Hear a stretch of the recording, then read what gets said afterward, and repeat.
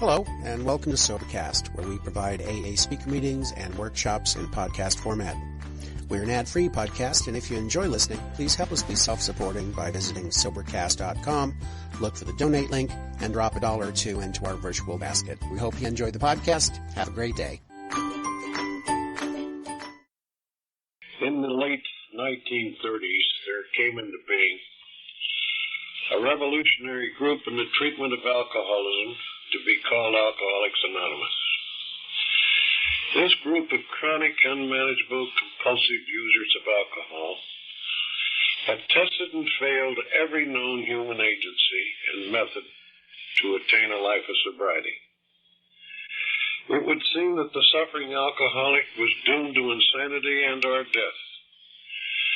However, through the sponsorship and guidance of the Oxford Group, our early AA fathers were presented with a set of fundamental spiritual concepts, augmented with God's grace, would remove the compulsion and the obsessive need to drink and set in place good orderly directions for living with sobriety. The miracle of God's gift of sobriety was now exemplified by former sufferers, and the message of recovery was for anyone that desired a change to build a new life by pursuing a new dimension of noble ideals and spiritual forces that would lead us to a union with God and a place in His plans. As one who was privileged to have known the founders and early members of both the Oxford and AA groups, I will be eternally grateful for their humility, dependence on God, and the love and unselfishness by sharing their experience, strength, and hope that we who are to follow can live in the fellowship of the Spirit and know God's truth. I shall always believe that I was exposed to and led to AA through divine guidance. It was the right time, the right place, the right group, the right sponsor, and by the grace of God, the miracle of sobriety and a new life was now mine. Love freely offered had been freely taken.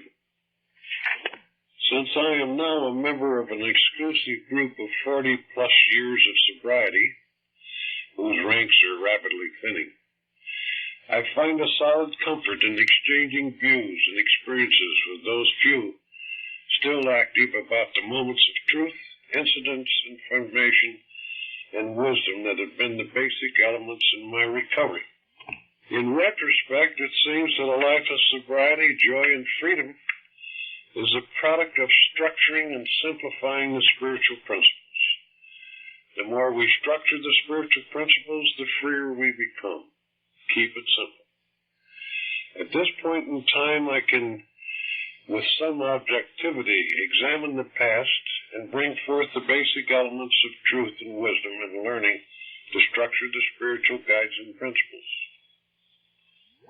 I will not attempt to comment on the 12 steps of how it works, the 12 traditions of why it works, the 12 promises of goals and guarees, the 12 concepts dealing with the welfare and the protection of the fellowship, because I consider them to be inviolate. Each facet must be approached by each one of us in our own way and in God's time.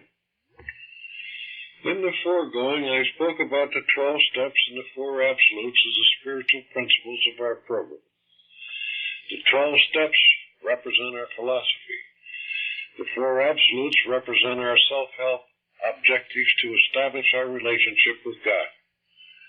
The 4 absolutes on how to listen in prayer and meditation were borrowed from the Oxford Group back in the days when we were seeking help and guidance to formulate a useful, happy, and a significantly sober life. If you will revisit the 12 steps with care, you will find the 4 absolutes to be the theme which is discernible in a sober life of quality. How to listen in prayer and meditation, as specifically called for in our 10th and our 11th step, suggest a method and a medium to communicate with God, that we will know his truth and power to practice that which is good. The four absolutes.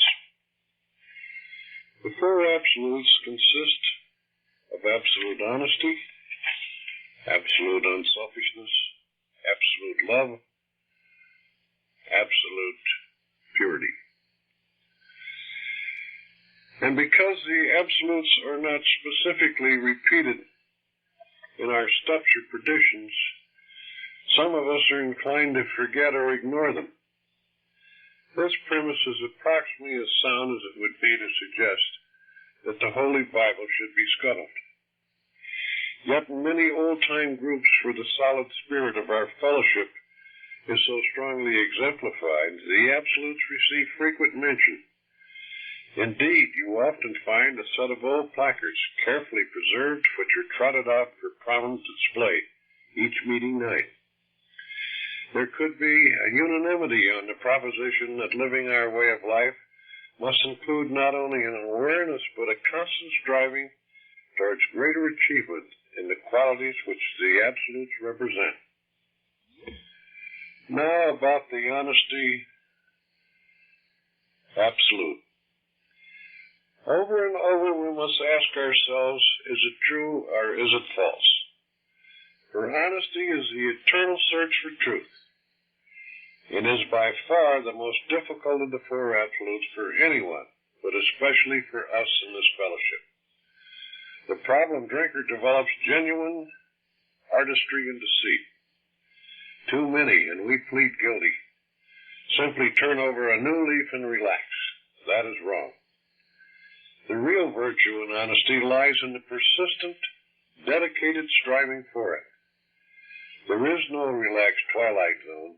It's either full speed ahead, constantly, or it's not honesty we seek. And the unrelenting pursuit of truth will set you free, even if you don't quite catch up to it. We need not choose or pursue falsity. All we need is to relax our pursuit of truth, and falsity will find us. The search for truth is the noblest expression of the soul.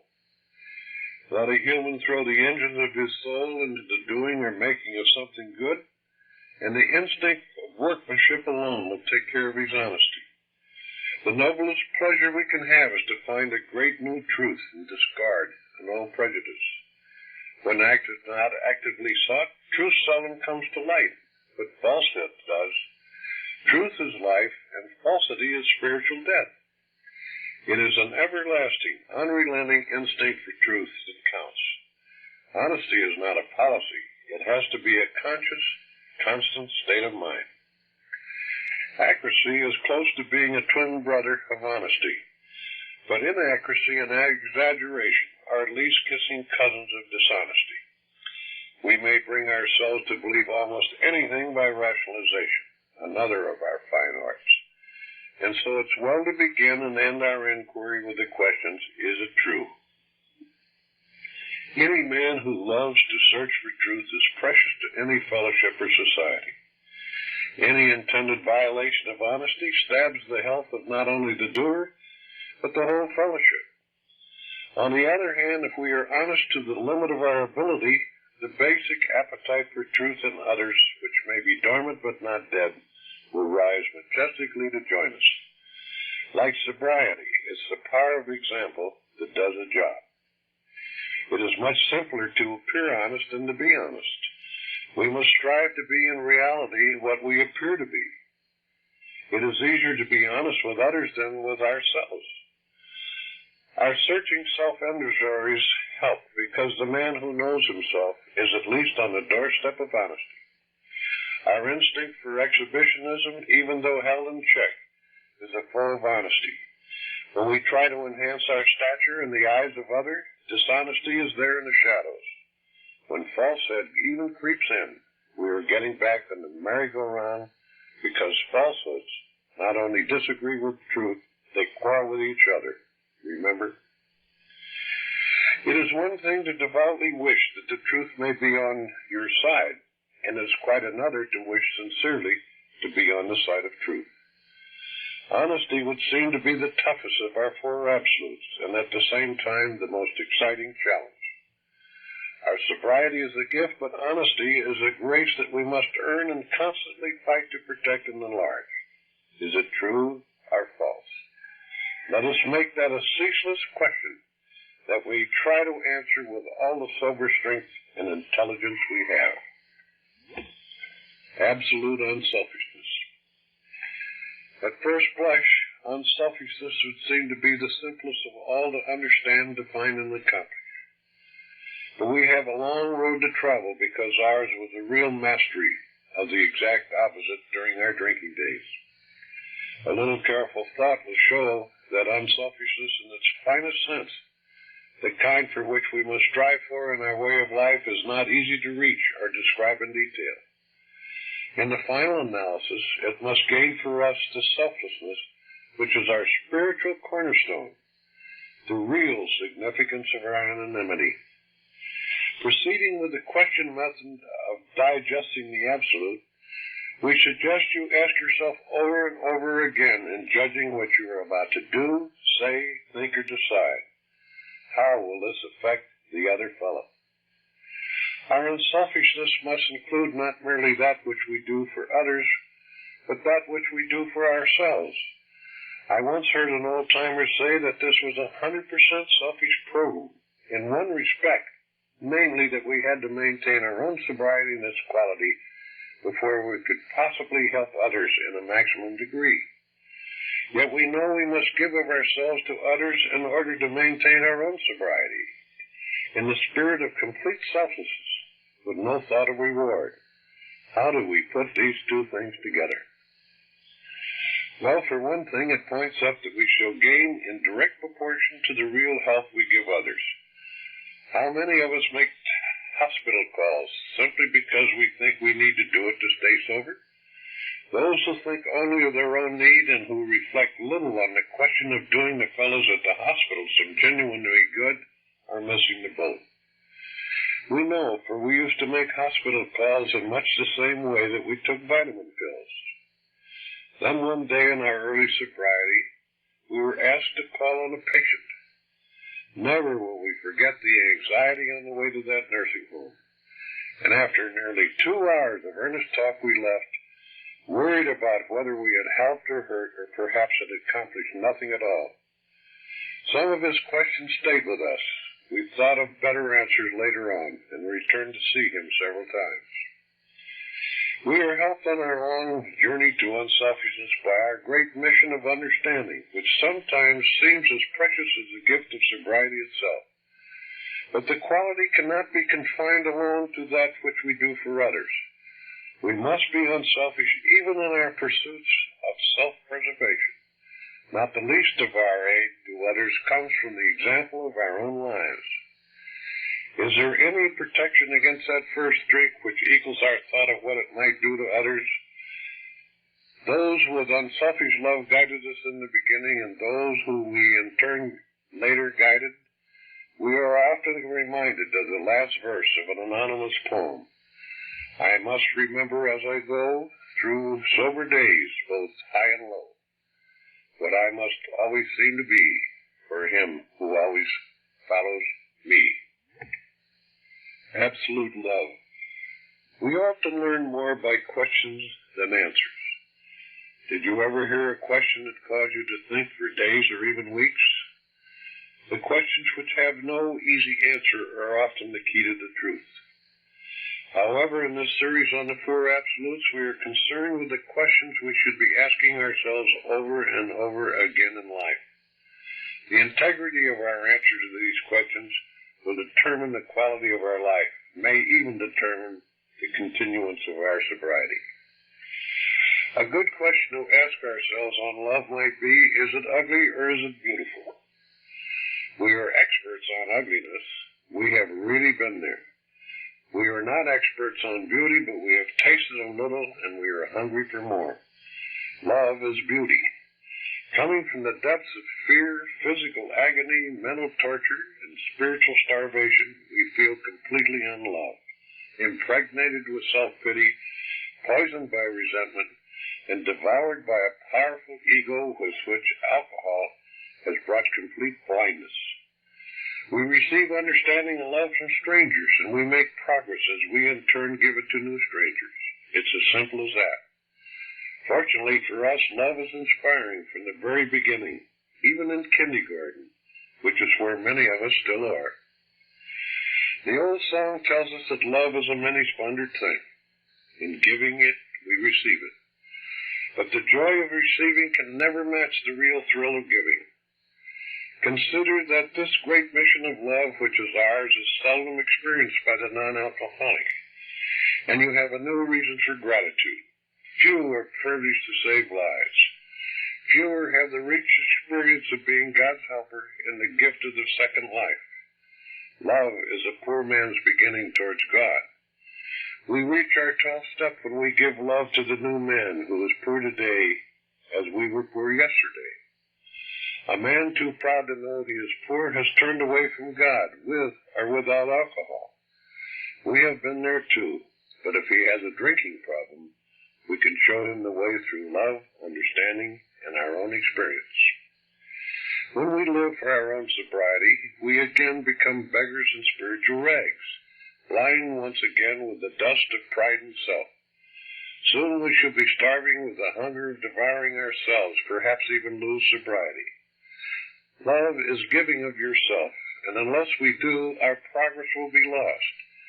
Each one owes the gift of the second life of sobriety to every other human being he meets in the ceaseless presence of God, and especially to other alcoholics who still suffer. Not to give of himself brings the desolation of a new poverty to the sober alcoholic. When we offer love, we offer our life.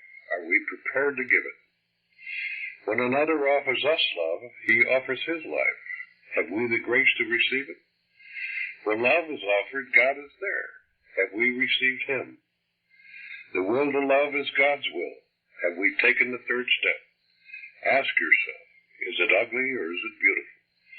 And if it's truly beautiful, then it is the way of love. It is the way of AA. It is the will of God as we understand him. Absolute purity. Purity is simple to understand. Purity is flawless quality. Gerard Groot, in his famous 14th century book of meditation, had an essay entitled A Pure Mind and Simple Intention, in which he says, by two wings a man is lifted up from things earthly, namely by simplicity and purity. Simplicity does tend towards God, purity does apprehend and taste him. Purity is a quality of both the mind and heart, and perhaps we should say the soul of man. As far as the mind is concerned, it is a simple case of answering the question, is it right or is it wrong? That should be easy for us. There is no twilight zone between right and wrong. Even in our drinking days, we knew the difference. With most of us, knowing the difference was the cause or part of the cause of our drinking.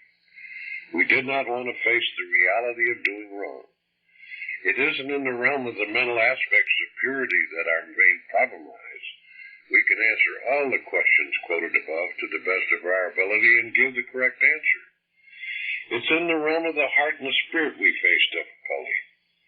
We know which is right, but do we have the dedicated will to do it? Just as a real desire to stop drinking may exist to make our way of life effective for us, so we must have a determined desire to do that which we know is right. And if we are to achieve any measurable degree of purity, it has been well said that intelligence is discipline. In other words, knowledge means little until it goes into action. We knew we should not take that first drink, remember? Until we translate our knowledge into the action of our own lives, the value of it is non-existent. We are not intelligent under such circumstances, so it is with the decency of our lives we know what is right, but unless we do it, the knowledge is a haunting vacuum. In discussing unselfishness, we mentioned that it included more than just doing for others. We repeat that it includes all that we do, since much of our help to others comes through our own example. Nowhere is this more true than in the decency and the rightness of our lives. Were we to contemplate the peace and contentment that a pure conscience would bring to us, and the joy and help that it would bring to others, we would be more determined about our spiritual progress. If our surrender under the third step has not been absolute, perhaps we should give the 11th step more attention. If you have turned your will and your life over to God as you understand Him, purity will come to you in due course, because God is good. Let us just not tend towards God, let us taste of Him. In purity as in honesty, the virtue lies in our striving, and like seeking truth, giving our all in this constant pursuit, will make us free even though we may never quite catch up to it. Such pursuit is a thrilling and challenging journey. The journey is just as important as the destination, however slow it may seem. As it is said, in living as in knowing, be intent upon the purest way. Summarizing the four absolutes, our consideration of the absolutes individually leads us to a few conclusions. The 12 steps represent our philosophy. The absolutes represent our objective in self-help and the means to attainment. Honesty, being the ceaseless search for truth, is our most difficult and yet most challenging objective. It is a long road for anyone, but a longer road for us to find the truth. Purity is easy to determine. We know what is right and wrong. Our problem here is the unrelenting desire to do that which is right. Unselfishness is the stream in which our sober life must flow, the boulevard down which we march triumphantly by the grace of God, ever alert against being sidetracked into a dark, obscure alley along the way. Our unselfishness must penetrate our whole life, not just our deeds for others, for the greatest gift we bestow on others is the example of our own life as a whole. Love is the medium, the blood of the good life which circulates and keeps alive its worth and beauty. It is not only our circulatory system within ourselves, but it is our medium of communication to others. The real virtue is in our striving for these absolutes. It is a never-ending journey, and our joy and happiness must come each step of the way, not at the end, because the end is endless. Cicero said, if you pursue good with labor, the labor passes and the good remains. But if you court evil through pleasure, the pleasure passes and the evil remains. Our life is a diary in which we mean to write one story and usually write quite another. It is when we compare the two that we have our humblest hour. But let's compare through our self-industry and make today a new day. Men who know themselves have at least ceased to be fools. Remember, if you follow the golden rule, it's always your move too. To love what is true and right and not to do it is in reality not to love it. And we are trying to face reality, remember? The art of living in truth and right is the finest of fine arts, and like any fine art, must be learned slowly and practiced with incessant care. We must approach this objective of the absolutes humbly. We pray for these things and sometimes forget that these virtues must be earned. The gates of wisdom and truth are closed to those wise in their conceit, but ever open to the humble and to the teachable. To discover what is true and to practice what is good are the two highest aims in life. If we would love, if we would be humble, we would not stoop, but rather we should stand to our fullest height, close to our highest power that shows us what the smallest of our greatness is. Remember our four questions. Is it true or false? Is it right or wrong? How will this affect the other fellow? And is it ugly or beautiful? Answering these queries every day with absolute integrity and following the dictates of those answers one day at a time will surely lead us well on our journey towards observing and applying the absolutes. Now about prayer and meditation. The 9 steps on how to listen is not offered as the only way, as the state of the art is different for each of us. How how to listen is offered as the basis for prayer and meditation that will make and discover that the way of love is the way of AA and the will of God as we understand Him. But everybody longs for a union with God, and those of us who have tried to improve our conscious contact with God by using human wisdom and knowledge have failed. But God has a plan. God can show you what to do, not in a vague general way, but in a practical way that makes life different and gives you a new direction. Some people do not believe in God. It can work for them too, because for all of us, it is an experiment. Many people pray, but they do all the talking. God gave man 2 ears and 1 mouth, so why don't we listen twice as much as we talk? Step 1, take time. Take time in the early morning. If you want to establish a union with God, you have to take time to find the right plan. The early morning seems to be the best time to tune up our lives. Open your heart to God and write down the thoughts that come to you. Step 2, take paper and pencil. God is always speaking. How can you listen? Here is the answer.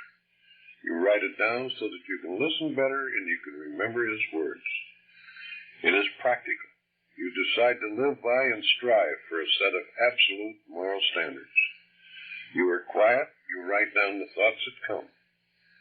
Step 3. Is every thought you get a thought from God? Certainly not. Most of us have been in touch with the wrong sources of information for a long time. They influence us. So we need to test our thoughts. A, are they in line with absolute honesty, purity, unselfishness, and love?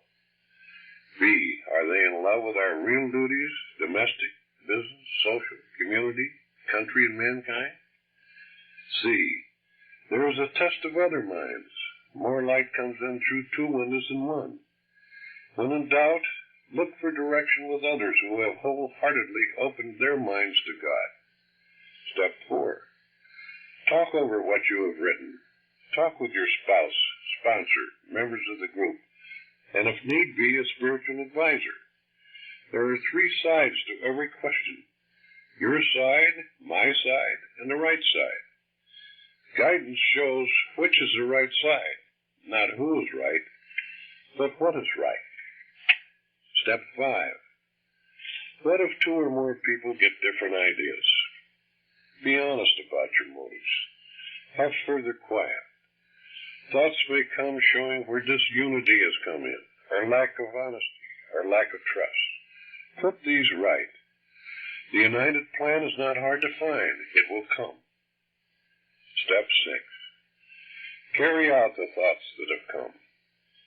You will only be sure of guidance as you carry it out. You cannot prove that a rudder will guide a ship until the ship is moving. But anyone determined to change and build a new life can find in the silence the way to go forward. It is in the silence that we are reborn. Step 7. What if no guidance comes? Generally, there is an answer. Here are some of the blocks to guidance. A. Any wrong relationship in my life?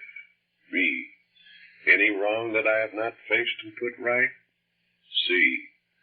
Any compromise or indulgence I will not give up? D. Anything I know I should do and have not done? Put these things right and try again. Step 8. What are the results? A growing number in our fellowship are committing themselves to take time in the morning in quiet to find the way. They are being renewed. Lives are being united. A new dimension of noble ideals and spiritual forces are now in place, and you have a place in God's plan. When man listens and obeys, God speaks and acts. Step 9. A new life and world can be ours. If we will listen and carry out His plan, we can have a new and exciting life. To continue to improve our conscious contact with God, we must strive to take our personal inventory and maintain a clear and clean conscience as called for in our 10th step. Through prayer and meditation, God's will be revealed. And if we are painstaking about the 11th step, We will have knowledge of his plan and the power to practice the principles of love, honesty, unselfishness, and purity in all of our affairs as set forth in the 12 steps, and join in the fellowship of the Spirit. Unfortunately, in these later years, we have been assaulted and subjected to alien philosophies and quasi-scientific theories that are not improving and have not improved the prospects for attaining and maintaining a life of sobriety. While it is said that a new person is the lifeblood of our fellowship, I strongly suggest that without a strong, enthusiastic, vigorous effort to recapture our lost position and interest in the 12-step work, also personal and group sponsorship, we will become the treatment centers, encounter groups, and dumpsters. The new person's chances are no better than the quality of the individual and group leadership, and the obvious answer is to return to the tried and true principles of love and service as it was practiced in the beginning.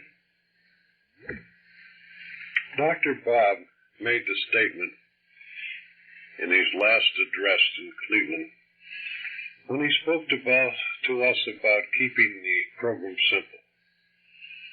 Bob's farewell address was very emotional, and most of us knew that he was terminal and soon to die. As he stood and looked about him, he mentioned how grateful it was that he had had an opportunity to look and see us and deliver a message. He began his message by saying, "My good friends in AA, there are 2 or 3 things that flashed into my mind on which it would be fitting to lay a little emphasis. One is the simplicity of our program. Let's not louse it up with Freudian complexes and things that are interesting to the scientific mind, but have very little to do with our actual AA work. Our 12 steps, when simmered down to the last, resolve themselves into the words love and service. We understand what love is. We understand what service is. So let's bear those 2 things in mind. Let us also remember to guard the errand under the tongue, and if we must use it, let's use it with kindness and consideration and tolerance. And one more thing. None of us would be here today if somebody hadn't taken time to explain things to us, to give us a little pat on the back, to take us to a meeting or 2, to do numerous little kind and thoughtful acts on our behalf. So let us never get such a degree of smug complacency that we are not willing to extend or attempt to extend to our less fortunate brothers that help which has been so beneficial to us." And he thanked us and sat down. Like most of us there, I was transfixed. I knew that I had heard and been at the moment of truth. The message of love and service I now understood. This beautiful man will live in the hearts of all of us for all times. His vision and wisdom guided us through the troubled times when we were seeking information to formulate and define our relationships and the course of action to govern our members and the groups in the pursuit of those novel ideals of love and service. His acts of love, unselfishness, purity, and honesty in all of his affairs is still with us. And for this, we thank God. And now let me close with the Serenity Prayer by Reinhold Niebuhr. The Serenity Prayer in its entirety is the epitome and the essence of our spiritual philosophy and concepts. It places us in the now and assures us that if we strive to think and act in harmony with God's will, that we can trust Him to make all things right, Surely God is good. God, grant me the serenity to accept the things I cannot change, courage to change the things I can, and the wisdom to know the difference. Living one day at a time, enjoying one moment at a time, accepting hardship as a pathway to peace, taking as he did this sinful world as it is, not as I would have it, trusting he will make all things right if I surrender to his will, that I may be reasonably happy in this life and supremely happy with him forever in the next. Amen.